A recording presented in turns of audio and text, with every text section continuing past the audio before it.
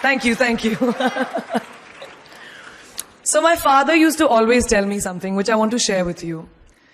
That why do you want to fit inside a glass slipper? You know, like we were told, like Cinderella did, why do you want to fit inside a glass slipper when you can shatter the glass ceiling? I want to tell you a little secret. I'm not very fond of this phrase, breaking the glass ceiling. Why does it annoy me? Because it takes the context of everything that I have done, all my achievements, all my hard work, and puts it into a box. As if my ambition was, Kire, I want to find a glass ceiling and break it. Not at all. To be really honest, I was never in a mission to break, to shatter anything. All I wanted was to chase my dreams, my ambitions. I wanted to evolve. I wanted to become the best version of me that I could be. And of course, in Priyanka Chopra style, along the way, I wanted to smash and break every obstacle that came my way, which I did. But that does not mean that the glass ceiling doesn't exist. Of course it exists. And countless of women and men, mostly women, run into it in their professional and personal lives. And I'm sure a lot of you can vouch for that right now. The Oxford Dictionary definition of the glass ceiling is an unacknowledged barrier to advancement in a profession, especially affecting women and members of minorities from rising beyond a certain level in a hierarchy. And this metaphor was first coined by feminists in reference to barriers in careers of high-achieving women. So why did I choose it as my topic for today if I hated it so much? Because I hope through my experiences I can present to you the tools to live your dream and to not make that glass ceiling that is defined by society, largely patriarchal, as your goal. I want you to aim higher because you know you can. And it's honestly all I did. Every step of the way, all I did was set a higher standard. How did I get here? By being fierce, by being fearless, and by being flawed. Completely and utterly flawed. I'm not perfect, like none of us are. So tonight I'm going to try and break it down for you a little bit in a slightly different way. I present the 12 short, surefire ways of becoming Priyanka Chopra. Would you like that? Sorry, I was just kidding, because us millennials, we don't like to be told what to do. So this is a gentle nudge in the right direction. Presenting PC's 12 rules of becoming the best version of yourself. So here are a few of my favorites from my list. There's only one you, okay? Because there's no one like you. And I don't mean the superfluous, superficial parts. I'm talking about the core of you, who you are inside, your values, your beliefs, your flaws. And once you understand who really that person is, you would have taken the first step in finding your unique self. And that is the best version of you. Who am I really? Most often, we don't allow ourselves the ability to dream beyond our imagination. We don't allow ourselves to think about the future because we are afraid of change. We are afraid to move away from what is familiar. Either that or sometimes, we are too rigid to let our dreams evolve. Just loosen up. Shake it off a little bit. Change is the only constant thing in life, and you are never too old or never too experienced to learn something new. Believe that you have everything already as your Brahmastra in your will to be able to be and achieve your dreams. Be fearless. I know I wanted to become an aeronautical engineer. What am I today? I'm an actor, I'm a singer, I'm an author, I'm a producer, I'm an artist. How did I go from becoming an engineer to all of these things? I made choices. The choices that I wanted for myself. So that is my rule number 2. Let your dreams fly. Give them wings. Be who you want to be just by being fearless. Now, opportunities. That's another important part of being fearless. They're a very funny thing, these opportunities. They don't come very often. They come far and few in between. But when they do we recognize them?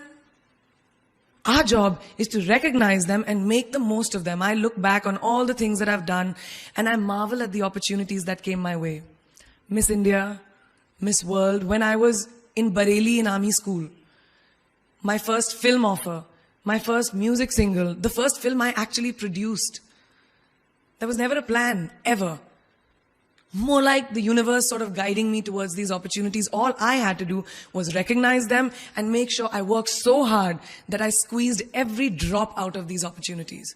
This, ladies and gentlemen, is called drive. It's called ambition. So no matter where you are in life, rule number 3 is you have never arrived enough to explore new opportunities.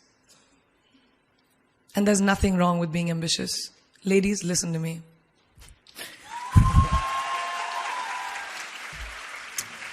Now, for all of you guys who like everything in life, I don't think there's anything wrong with wanting to have the whole cake and eat it too. Nothing wrong.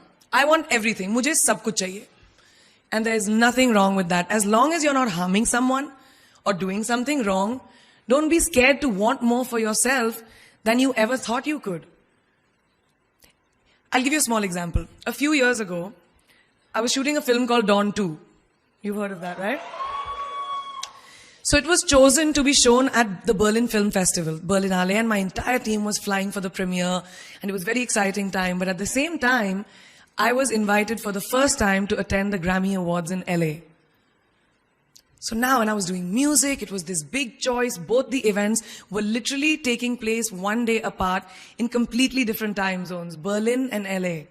My team and everyone around me told me, no, it can never happen. You have to choose what is your priority. And you know what I did? I made some insane connections. Mumbai to London, London to Berlin, Berlin to Amsterdam, Amsterdam to LA, LA to Mumbai in 3 days. And I made it happen. I went to both events and I looked great at both events. Even though I hadn't slept, it took a little bit of extra makeup, but I was fine. And that's not the only time I've done it. I've done it so many times, over and over again. Why? Because I don't want anyone to tell me I can't have everything.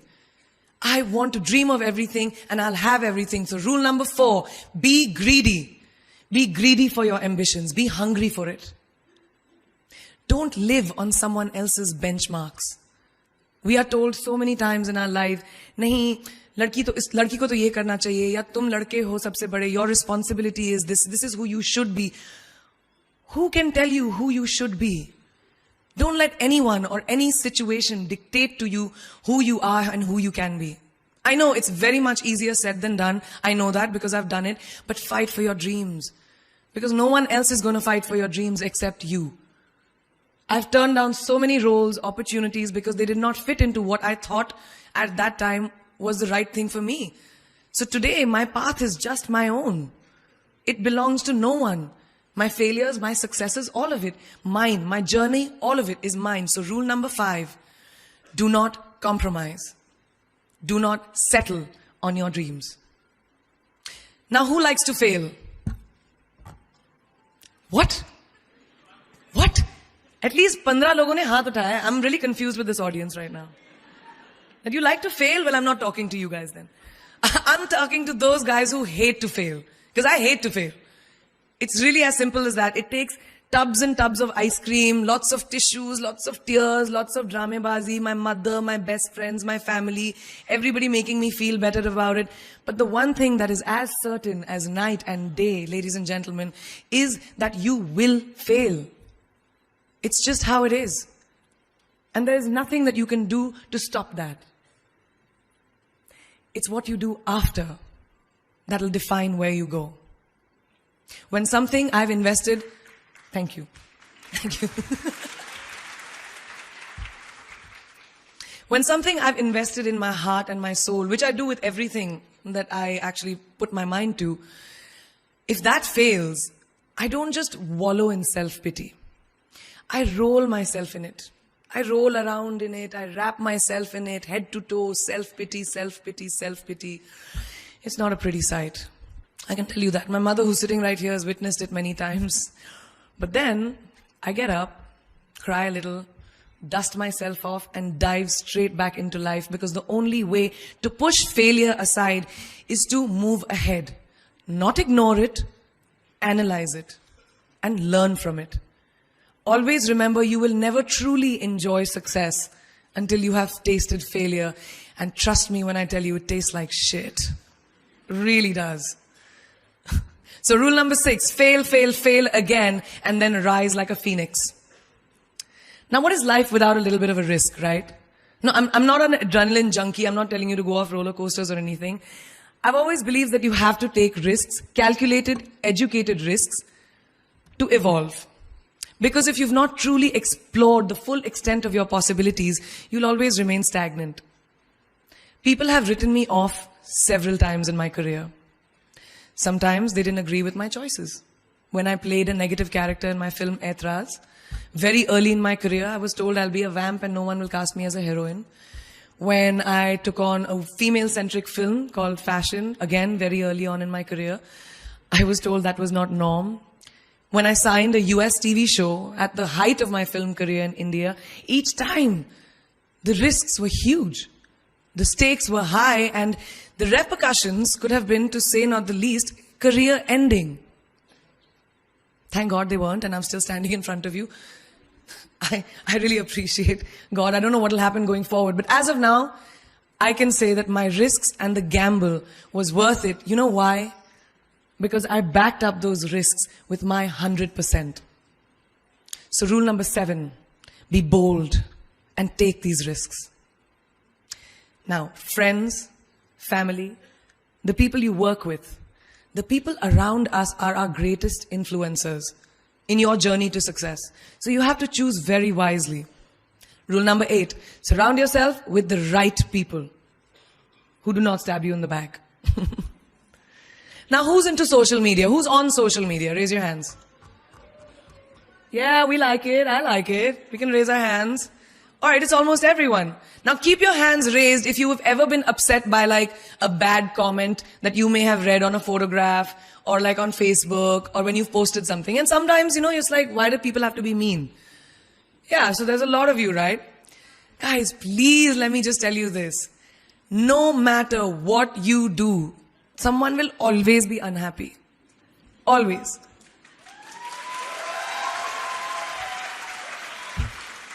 Especially in this age of social media, it's so easy for us to be confused between the voices that actually matter and the opinions of faceless people writing behind the anonymity of what the web offers. They don't matter. So rule number 9, you can never please everyone all the time. And the biggest favor that you will all do to yourselves will be to laugh at yourself, at situations. Find a moment to appreciate every single day this funny thing called life. And that's my most important rule number 10. Don't take yourself too seriously. We're not making rockets. All right? Calm down, have fun, and just enjoy this beautiful journey that we've been put on. I do that. In the meanwhile, hi. मैं यही हूँ, मैं जा नहीं रही. 2 और rules बचे हैं. It's really not that hard, in my experience, to be kind, to be compassionate, to be human. You will never know someone else's full story, so don't be quick to judge. My mother, who's here tonight with the rest of my family, this entire front row is very Chopra and Akhori right now. She taught me when I was very, very young that there is always someone who will be less fortunate than you. Always.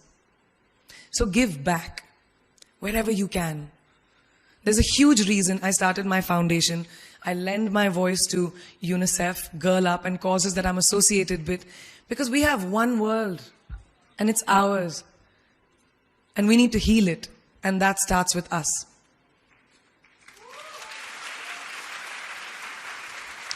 So that is my rule number 11. Give back. And finally, the most important one. Always remember where you came from. It's truly what defines you. So I'm a proud Indian, an army ki beti, daughter of 2 doctors with a middle-class upbringing and ginormous families who I love on both sides. We've seen good times, we've seen bad times, we've seen hardships, we've seen pain, laughter, sadness. But that is what has made me who I am.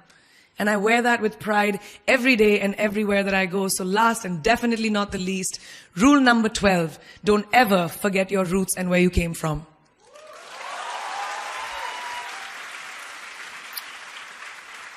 I hope you take some of what I have shared with you today and go into the new year with maybe a different perspective on life and start 2018 with being fierce, fearless, and flawed. Yeah, that's it. That's it. I read this somewhere and kind of stuck with me, and I hope it'll stick with you. Life's journey is not to arrive at your graveside safely in a well-preserved body, but rather to skid in sideways, completely worn out, and say, holy shit, that was a ride. That is how I want to go. So to sum up this incredible journey that I have been on, I stand before you today, weathered by life, but happy and raring to do so much more. I'll see you on the other side. Namaste.